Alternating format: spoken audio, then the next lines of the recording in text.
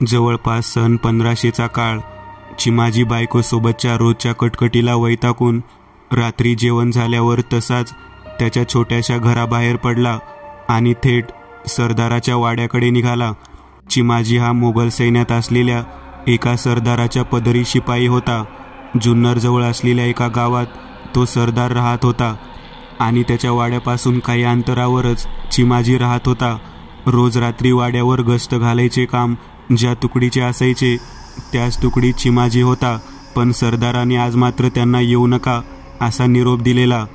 पण तरी देखील घरातून बाहेर पडल्यावर चिमाजी त्या वाड्याकडे निघाला. वाड्यावर अजून कोणी शिपाई असतील तर त्यांच्यासोबत त्यांचा विरंगुळा झाला असता. वाड्याजवळ गेल्यावर मुख्य दरवाजाने न जाता तो चोर दरवाजाने आत गेला. वाड्यातील सैनिक याच रस्त्याने ये जा करत असत. चिमाजी आत गेल्यावर त्याला सर्वत्र शांतता जाणवली.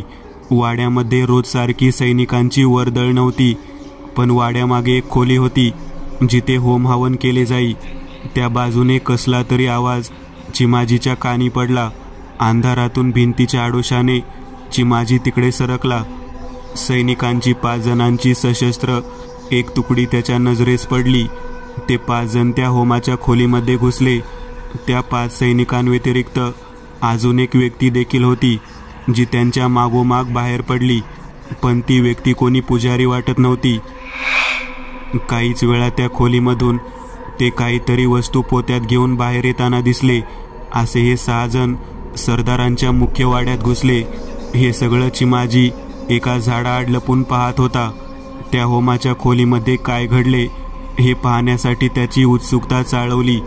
ते सैनिक निघून गेल्यावर तो त्या होमाच्या खोलीमध्ये गेला. आत 2 मोठ्या समई तेवत होत्या. त्या उजेडात समोर असलेले दृश्य पाहून चिमाजीला धक्काच बसला. तिथे 4 पुजाऱ्यांचे रक्तात माखलेले मृतदेह पडलेले. सैनिक असल्याने असे मृतदेह पाहायची त्याला सवय होती, पण हा प्रकार काहीतरी वेगळाच होता हे त्याच्या लक्षात यायला वेळ लागला नाही.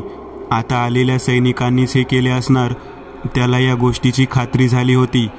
पण हे सगळं कशासाठी हाच प्रश्न त्याच्या डोक्यात घुटमळत होता. याचा माग काढण्यासाठी तो गुपचूप वाड्यात घुसला. वाड्यातील पहिल्या मजल्यावरून काही आवाज येत होते, त्यामुळे पुन्हा बाहेर येऊन शेजारी असलेल्या झाडावर तो चढला. त्या झाडाची एक फांदी खिडकीकडे जात होती. तिथे पूर्ण काळोख होता, त्यामुळे त्याच्यावर कोणाची सहज नजर पडणार नव्हती. तो त्या खिडकीजवळ गेला आणि दबा धरून बसला. समोर तो पुजारी आणि सरदार होते. पुजारी म्हणाला, आपली योजना पूर्णच असफल झाली सरदार, आणि आता काही करू पण शकत नाही. सरदार म्हणाले, आम्हाला कल्पना आहे पंडित, म्हणूनच याची कुठेही वाच्यता होऊ नये, म्हणूनच त्या चौघांना ठार करण्याचा आम्ही हुकूम दिला. पुजारी म्हणाले, पण एक गोष्ट आहे महाराज जी तुम्हाला समजली पाहिजे. सरदार म्हणाले, कोणती गोष्ट पंडित? त्यानंतर तो सरदार आणि पुजारी यांच्यात बराच वेळ चर्चा खलबते चालू होती. चिमाजी अवाक होऊन सर्व ऐकत होता. काही वेळाने सरदार उठले. त्यांनी बाहेरील एका सैनिकाला आत बोलावले आणि म्हणाले, ती पोत्यात असलेली मूर्ती काढ बाहेर आणि या समोरील खोलीत घेऊन जा आणि त्या मूर्तीसमोर मांडी घालून बस. सरदाराचा हुकूम ऐकून त्या सैनिकाने तसेच केले. त्यावेळी तो पुजारी म्हणाला, आपण थोडा वेळ आराम करू सरदार, आणि जवळपास अर्ध्या प्रहराने पुन्हा येऊ. मग ते दोघेही खाली निघून गेले. बराच वेळ गेला. चिमाजी उत्कंठेने त्यांच्या येण्याची वाट पाहत होता, कारण हे जे काही चालले आहे ते काहीतरी विचित्र आहे याची त्याला केव्हा जाणीव झालेली. जवळपास अर्धा प्रहर झाला असेल. तो सरदार आणि पुजारी पुन्हा तिथे आले. आल्यावर ते दोघेही त्या खोलीकडे वळले. काही वेळातच दोघेही बाहेर आले. सरदाराच्या चेहऱ्यावर चिंता दिसत होती.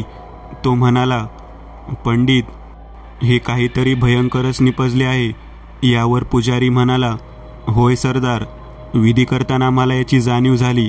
ज्या मंत्रांचा उल्लेख पिशाच्या वेदात झालेला आहे ते मंत्र प्रत्यक्षात वेगळेच कार्य करतात. सरदार म्हणाले, तो वेद आपल्याला नष्ट करायला हवा पंडित.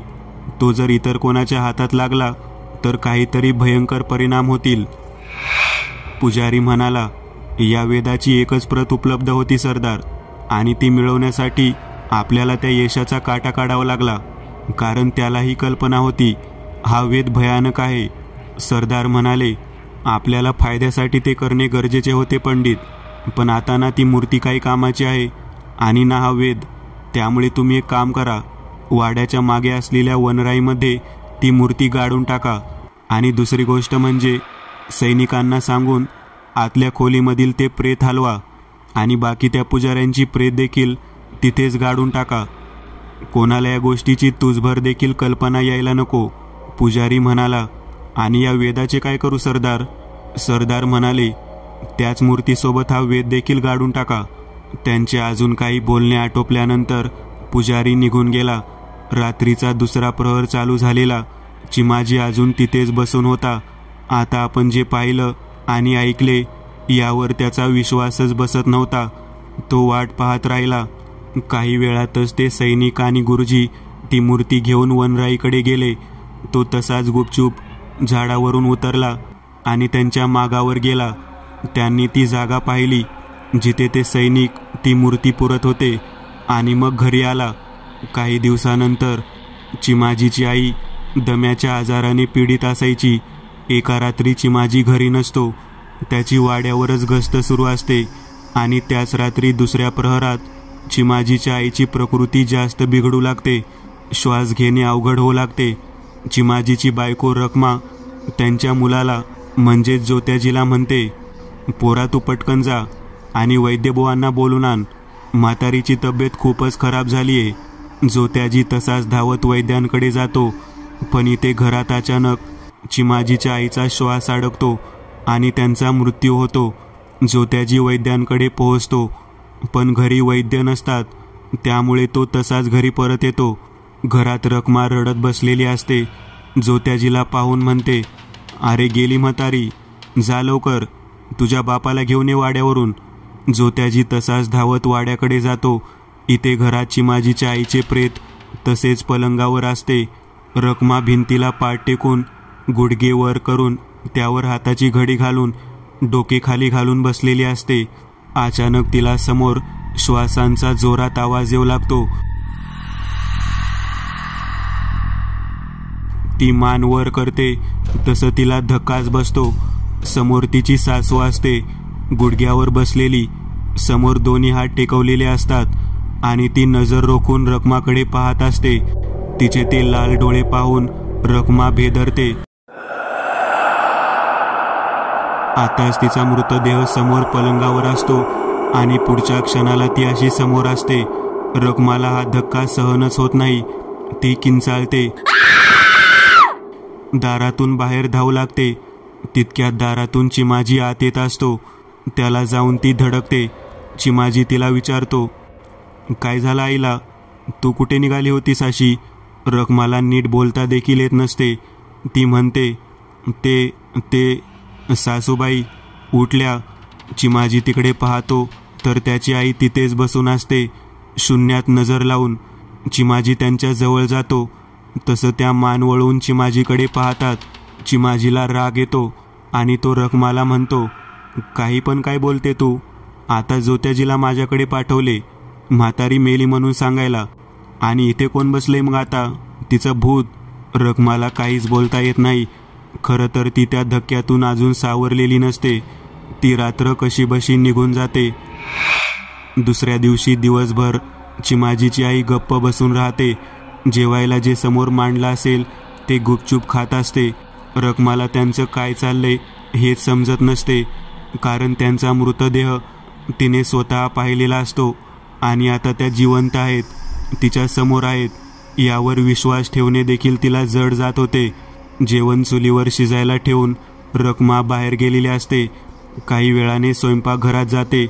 समोरील दृश्य पाहून तिला पुन्हा हादरा बसतो. चिमाजीची आई चुलीत पाय घालून बसलेली असते. रखमाला पाहून विक्षिप्त हसते, आणि मग चुलीमधला एक निखारा उचलते आणि तोंडात घालते. हे भयानक दृश्य पाहून रखमा पुन्हा किंचाळत बाहेर जाते. चिमाजीला म्हणते, अहो मी सांगत होते ना तुम्हाला, काहीतरी वेगळे आहे. आता बघा सासूबाई चुलीत पाय घालून बसल्या आहेत. चिमाजी म्हणतो, काही पण काय बोलते तू, बघू कुठे. ते दोघेही आत जातात, पण त्यावेळी चिमाजीची आई भिंतीला पाठ टेकून डोके खाली घालून बसलेली असते.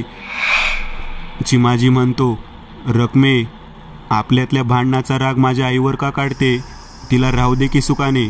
रखमा बोलता बोलता थांबली. आपल्याला काही पटवून देणे शक्य नाही याची तिला जाणीव झाली. त्या रात्री चिमाजी वाड्यावर गस्तीसाठी जातो. रखमाला घरात भीती वाटत असते. त्यांचे घर 3 खोल्यांचे असते. एका खोलीमध्ये रखमा झोपलेली असते. जोत्याजी स्वयंपाकघरात झोपलेला असतो. तिची सासू बाहेरील खोलीमध्ये असते. रखमाला दिवसभराच्या थकव्याने झोप लागते. कसल्या तरी आवाजाने तिला जाग येते. खोलीमध्ये अजिबात प्रकाश नसतो. खिडकीमधून येणाऱ्या चंद्राच्या प्रकाशात ती खोलीमध्ये काही दिसतंय का ते पाहायचा प्रयत्न करते, पण तिला नीट काही दिसत नसते. पण काहीतरी घासण्याचा आवाज तिला येत असतो. बाहेरील खोलीमध्ये तेवत असलेली समय आणण्यासाठी ती उठते. तोच तिच्या पायाला काहीतरी लागते आणि ती खाली पडते. ती वळून पाहायचा प्रयत्न करते, पण तिथे काहीच नसते. तिला आश्चर्य वाटते. आता ती कशाला तरी अडकून पडली, पण तिथे तर काहीच नाहीये. ती उठून बाहेर जाते. समय घेऊन पुन्हा आत येते. समईच्या प्रकाशात खोली काहीशी उजळते, पण तितक्यात तिची सासू रांगत पलंगाच्या मागे जाताना तिला दिसते. ती घाबरते, कारण समोरील भिंतीवर तिच्या सासूच्या 2 सावल्या तिला दिसतात. पण हळूहळू त्या दिशेने जाते. समईच्या उजेडात आजूबाजूचे काही नीट दिसत नसते. ती पलंगाच्या मागे पाहते, तर आता तिथे काहीच नसते. तिला मागून आवाज ऐकू येतो, रखमा. ती मागे वळून पाहते. तिची सासू तशीच गुडघ्यावर बसून तिच्याकडे पाहत असते. तोच हवेचा एक झोत येतो आणि समई विजते. अचानक तिची सासू रखमावर झडप घालते. रखमाच्या हातातील समई खाली पडते. समईच्या आवाजाने जोत्याजीला जाग येते. तो हातात दिवा घेऊन रखमाच्या खोलीमध्ये येतो. रखमा पलंगावर बेशुद्ध पडलेली असते. जोत्याजी त्यावेळी 12 वर्षांचा असतो. त्याला काय करावे हे समजत नाही. तो त्याच्या आजीला उठवायला जातो, पण ती उठतच नाही. त्याला वाटते ती गाढ झोपेत आहे, म्हणून तो पुन्हा येतो आणि रखमाच्या तोंडावर पाणी मारतो. रखमा दचकून उठते. समोर जोत्याजीला पाहून तिच्या जीवात जीव येतो. ती घाबरून आजूबाजूला पाहते आणि म्हणते, म्हातारी कुठे? जोत्याजी म्हणतो, झोपली आहे ती बाहेर. रखमा त्याला म्हणते, आज तू इथे झोप, मला खूप भीती वाटत आहे तिची. जोत्याजी काही न बोलता तिथे झोपतो. दुसऱ्या दिवशी सकाळी रखमा एक निर्धार करूनच घराबाहेर पडते. तिला अंदाज आलेला असतो, हे जे काही तिच्या सासूसोबत होत आहे ते अमानवी आहे. त्यामुळे गावातच असणाऱ्या एका गुरुजींकडे ती निघाली होती. गुरुजींकडे पोहोचल्यावर तिने घडलेला सर्व प्रकार त्यांना सांगितला. मग गुरुजी म्हणाले, तुम्ही मांसाहार करता का? रखमा म्हणाली, नाही, अजिबातच नाही.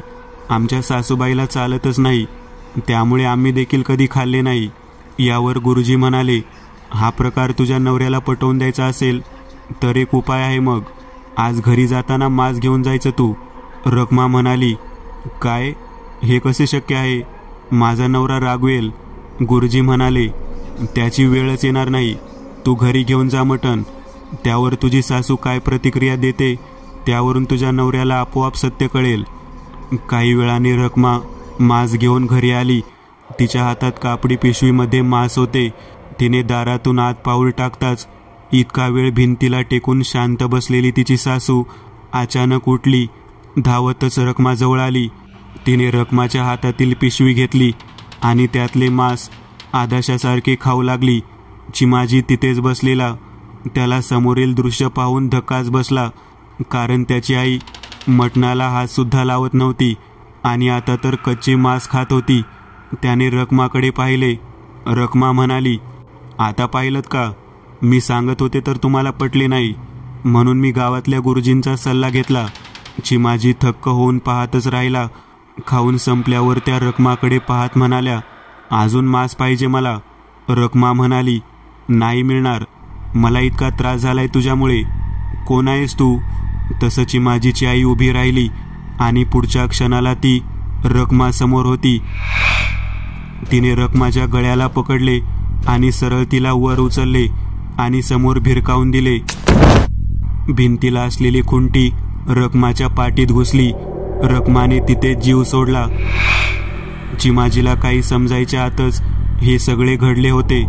त्याला कळतच नव्हते आता रखमाला पाहावे की त्याच्या आईला. त्याची आई आता त्याच्या दिशेने येत होती. इतक्या समोरील टेबलामध्ये ती अडखळली आणि पडली. तीच संधी साधून तो जोत्याजीला घेऊन बाहेर पडला आणि त्याने दाराला बाहेरून कडी लावली. तो थेट गावातल्या गुरुजींच्या घरी गेला. गुरुजी घरीच होते. चिमाजीने घडलेला प्रकार त्यांना सांगितला. खरं तर चिमाजी अत्यंत उद्विग्न झालेला, पण आता त्याने धीराने त्या परिस्थितीचा सामना करायचे ठरवले होते, कारण यात रखमाचा जीव गेलेला. गुरुजी म्हणाले, हे काय बोलत आहेस तू? मला नव्हते वाटले ती वाईट शक्ती इतकी भयानक असेल. रखमाच्या जीवाला धोका आहे अशी थोडी देखील कल्पना नव्हती मला. चिमाजी म्हणाला, हो, पण हे आहे काय? काय झाले आहे माझ्या आईला? गुरुजी म्हणाले, ती तुझी आई नाहीये. तुझ्या आईचा त्याच दिवशी मृत्यू झालेला, पण त्यावेळी एका वाईट आत्म्याने तुझ्या आईच्या शरीराचा ताबा घेतला. म्हणजे रखमा खरंच सांगत होती, पण मी तिच्यावर विश्वास नाही ठेवला. गुरुजी म्हणाले, होय, तेच झाले आहे. एखादं मृत शरीर लवकरात लवकर जाळून टाकायचे असते, कारण त्यात वाईट शक्ती घर करू शकतात.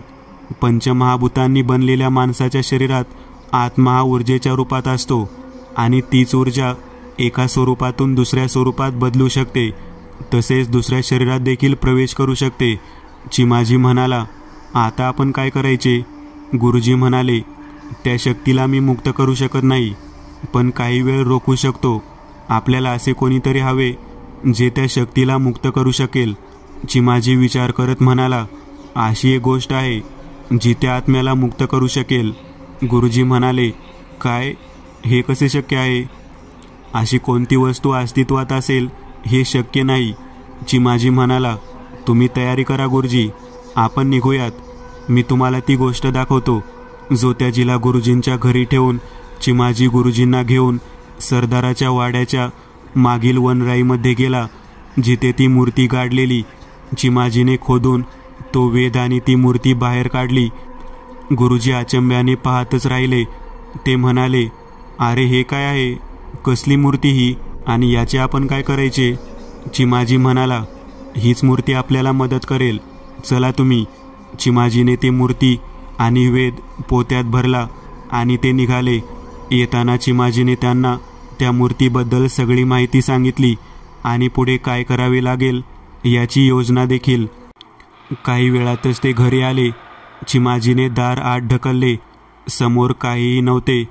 खुंटीवर रखमाचा देह तसाच लटकत होता. चिमाजीचे हृदय पिळवटून निघाले. ते आत आले, पण दाराच्या शेजारीच ती उभी होती. उग्र नजरेने त्यांच्याकडे पाहत होती. गुरुजी आत पाहत होते, पण त्यांना जाणीव झाली की ती त्यांच्या मागेच आहे. ते मागे वळणार तोच तिने गुरुजींवर झडप घातली आणि गुरुजींच्या मानेचा चावा घेतला. गुरुजींनी त्यांच्या हातातील रुद्राक्ष तिच्या कपाळाला लावला. तसे ती मागे हटली. तितक्यात चिमाजी ओरडला, गुरुजी, तिला त्या शेजारील खोलीत न्या. गुरुजींनी तोच रुद्राक्ष तिला दाखवला. ती मागे हटत होती. तशीच ती त्या खोलीमध्ये गेली. गुरुजींनी तिच्यावर रुद्राक्ष फेकला. तशी ती पलंगावर कोसळली. त्याच वेळा चिमाजी आत आला. त्याने ती मूर्ती त्या खोलीच्या दारात ठेवली आणि दार बाहेरून बंद केले. त्या खोलीमधून बराच वेळ ओरडण्याचे आवाज येत होते. त्यावेळात त्यांनी रखमाचा देह खाली काढला. तिला खाली झोपवले. काही वेळाने खोलीमधून येणारे ते आवाज थांबले. चिमाजी म्हणाला, चला आपण आज जाऊन पाहूयात. बहुतेक आपले काम झाले असेल. ते दोघे आत आले. समोर पलंगावर चिमाजीच्या आईचा निष्प्राण देह होता. गुरुजी म्हणाले, हे जे काही घडले ते विलक्षण आहे चिमाजी. चिमाजी म्हणाला, होय, पण या सगळ्यात माझ्या रखमाला मी गमावले. गुरुजी म्हणाले, आता या दोघांनाही अग्नी द्यावा लागेल. त्याची तयारी करू आपण. त्या संध्याकाळी त्या दोन्ही शरीरांवर दहन संस्कार पार पडले. रात्री घरात चिमाजी, गुरुजी आणि जोत्याजी होते. चिमाजी म्हणाला, गुरुजी, मला आता अशी विद्या शिकायची आहे जी आत्म्यांना मुक्त करू शकेल, त्यांच्याशी लढू शकेल. माझ्यासोबत जे घडले ते इतर लोकांसोबत घडू नये, म्हणून मी आणि माझी येणारी प्रत्येक पिढी लोककल्याणासाठी ही विद्या वापरेल. गुरुजी म्हणाले, मी तुला यात मदत करेन. आपण नक्की असं कोणीतरी शोधू जो तुला ही विद्या शिकवेल. त्यानंतर चिमाजीने अशी विद्या शिकली देखील आणि त्याचा वापर त्याने लोककल्याणासाठीच केला. त्याच्यानंतर जोत्याजीने देखील तीच विद्या शिकून घेतली. आता सन 1995 हे सगळं सांगून महादेव थांबले. तळघर पाहून बाहेर आल्यावर ते एकदंत यांना ही कथा सांगत होते. एकदंत म्हणाले, बाबा, ही कथा कोणाची आहे? महादेव म्हणाले, अजून तुला समजले नाही. ही कथा आपल्याच पूर्वजांची आहे. चिमाजी हे आपलेच पूर्वज होते. आपल्याला हा वारसा तेव्हापासून मिळाला आहे आणि ही तीच गंडभेरुंडाची मूर्ती आहे. एकदंत म्हणाले, हो, पण ती मूर्ती काय करते हे मला अजून समजले नाही आणि ती गोष्ट चिमाजींना कशी कळली? महादेव म्हणाले, जेव्हा चिमाजी त्या खिडकीत बसून सरदार आणि पुजाऱ्याचे बोलणे ऐकत होते तेव्हाच त्यांना समजले होते त्या मूर्तीबद्दल. आता मी काय सांगतो ते नीट ऐक एकदंत. ती मूर्ती श्रापित आहे. कोणीही व्यक्ती त्या मूर्तीसमोर अर्ध्या प्रहरापेक्षा जास्त काळ राहिला तर ती मूर्ती त्या व्यक्तीचा आत्मा शोषून घेते. एकदंत यांना धक्काच बसला. ते म्हणाले, काय? हे कसे शक्य आहे? महादेव म्हणाले, असं म्हणतात अथर्ववेदाचे अजून 5 उपवेद होते जे आता अस्तित्वात नाहीत. सर्पवेद, पिशाचवेद, आसुरवेद, इतिहासवेद आणि पुराणवेद. यातील पिशाचवेद त्यावेळी त्या सरदाराला सापडला होता आणि तुला तर माहीत आहे अथर्ववेद हाच मुळात मंत्र आणि रहस्य याने भरलेला आहे. त्याचाच उपवेद असलेल्या पिशाचवेदात अनेक मंत्र आहेत. त्यावेळी त्या सरदाराचा हेतू होता त्या मंत्रांद्वारे त्या मूर्तीमध्ये असे बदल करावे की तिच्यात आपला आत्मा समाविष्ट करून तो त्याच मूर्तीद्वारे तो दुसऱ्या शरीरात टाकता येईल. कारण शरीर नष्ट झाले तरी दुसऱ्या शरीरात ती व्यक्ती जिवंत राहू शकेल. एकदंत म्हणाले, हे सगळं भयानक आहे बाबा, पण झाले काय नक्की पुढे? महादेव म्हणाले, मुळात वेद हे जवळपास इसवी सन पूर्वी 1500 वर्षापूर्वी लिहिले गेले आहेत. त्यांची भाषा, त्यांचा नक्की अर्थ समजणे हे साधे काम नाही. त्या सरदाराच्या सांगण्यावरून त्याच्या मुख्य विश्वासातल्या गुरुजीने इतर पुरोहितांसोबत मिळून त्या मूर्तीमध्ये मंत्राच्या साहाय्याने ती शक्ती स्थापन करण्याचा प्रयत्न केला, पण तो प्रयत्न अयशस्वी ठरला. पण त्यावेळी त्या गुरुजीला समजले की या मूर्तीमध्ये वेगळी शक्ती भरली आहे. त्याने ही गोष्ट सरदाराला सांगितली. त्यावेळी मग त्या सरदाराने त्याचा हा बेत अजून कोणाला समजू नये म्हणून इतर पुरोहितांना मारून टाकले. त्यानंतर जेव्हा त्या सरदाराला समजले की त्या मूर्तीमध्ये आत्मा शोषून घ्यायची ताकद आली आहे तेव्हा त्याने त्याच्या एका सैनिकावर प्रयोग केला आणि त्या सैनिकाला त्या मूर्तीसमोर खोलीमध्ये बसवले आणि त्यावेळी तो सैनिक मारला गेला. एकदंत म्हणाले, आता माझ्या लक्षात आले की चिमाजीला त्यावेळी नक्की काय काय ऐकायला मिळाले होते. पण अजून एक प्रश्न अनुत्तरित राहतो, ही मूर्ती बनवली कोणी? आणि दुसरी गोष्ट, गंडभेरुंडाचीच मूर्ती कशासाठी? महादेव म्हणाले, नरसिंहाने हिरण्यकश्यपूचा वध केल्यावर त्याच्या प्रचंड ताकदीमुळे आणि रागामुळे नरसिंह जगाचा विनाश करेल असे जेव्हा शंकराला वाटले तेव्हा त्यांनी नरसिंहापेक्षाही जास्त ताकदवान असलेल्या शरभाचे रूप घेतले. शरभ म्हणजे 8 पाय असलेल्या सिंहाच्या शरीराला गरुडाचे पंख असलेला जीव. शरभाने 18 दिवस चाललेल्या युद्धात नरसिंहाचा पराभव केला आणि तिथेच विष्णूचा नरसिंह अवतार संपला. पण त्यानंतर शरभाचा पराभव करण्यासाठी विष्णूने एक अफाट शक्तिशाली रूप धारण केलं. गंडभेरुंड, 2 तोंडे असलेल्या गरुडाचे ते रूप होते आणि याच गंडभेरुंडाने शरभाचा पराभव केला. आजवर कोणत्याही देवतेने घेतलेल्या अवतारात गंडभेरुंड हा सर्वात शक्तिशाली अवतार होता. म्हणूनच ही मूर्ती निवडली गेली आणि ही कुठे मिळाली त्याचा शोध पुढे चिमाजीने घेतला. ती मूर्ती सातवाहनकालीन आहे आणि ती मूर्ती तिथेच एका तळ्यात गावातल्या काही लोकांना सापडली होती. पण त्या मूर्तीवर जेव्हा सरदाराच्या गुरुजीची नजर पडली, ही अशी गंडभिरुंडाची मूर्ती त्या पुजाऱ्याच्या नजरेस पडली, तेव्हा त्याला त्यातला वेगळेपणा दिसला. या मूर्तीची जी शिळा आहे ती रक्षशिळा आहे.